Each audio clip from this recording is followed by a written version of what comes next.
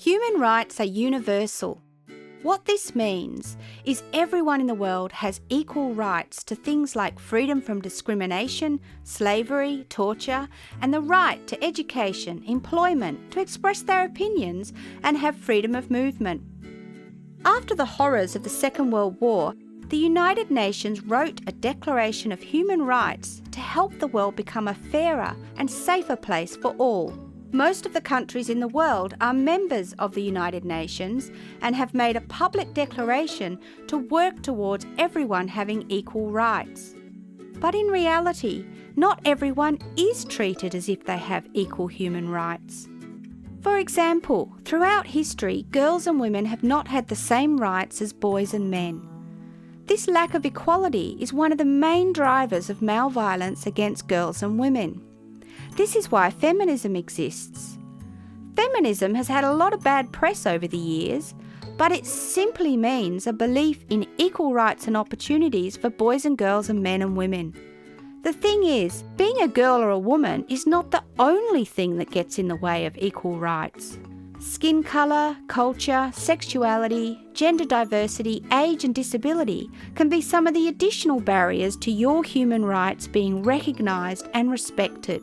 Being aware of the extra hurdles and discrimination faced by other minority groups is called intersectional feminism. What this means is if a girl belongs to one or more of these groups, her gender can intersect with, for example, the colour of her skin to make it even harder for her to have the same rights and opportunities as a white boy or a white girl. So remember, if you believe in equal rights for all human beings in the world, you believe in intersectional feminism.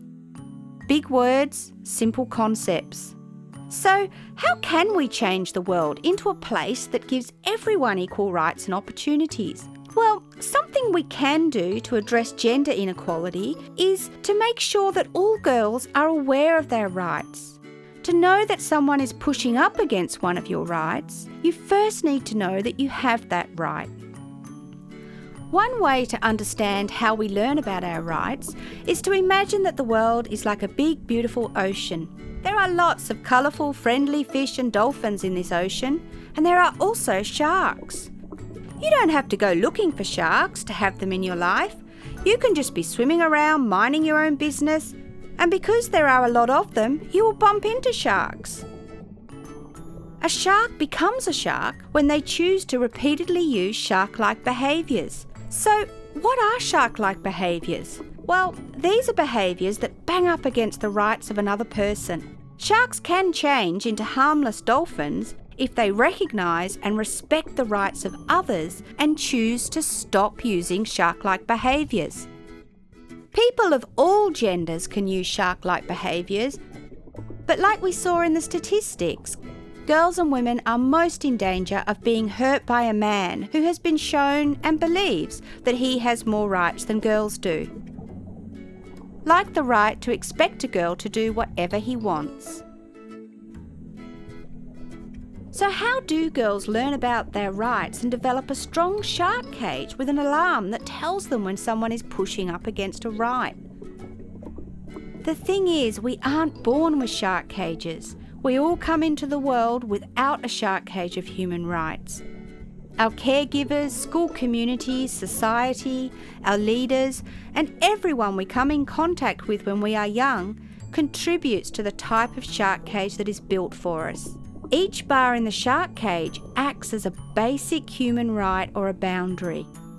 If we are taught that it's not okay for people to call us names, that's one bar that goes in our shark cage. If we are taught in words and actions that it's not okay for people to touch us in ways that make us uncomfortable, that's another bar that goes in our shark cage. Once the bars are in place, sharks bang up against them and can find it harder to get close enough to take a bite and hurt us. When we have a strong shark cage, our body and emotions work together to create a shark cage alarm. This is like our gut instinct or intuition sending us a warning. This warning can help us decide not to have any more contact with a person, or maybe just to limit our contact and not let them get too close.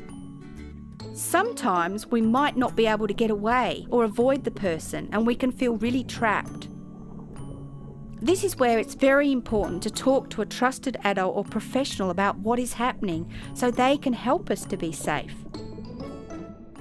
It's also really important to know that you are never to blame for a shark's behaviour towards you.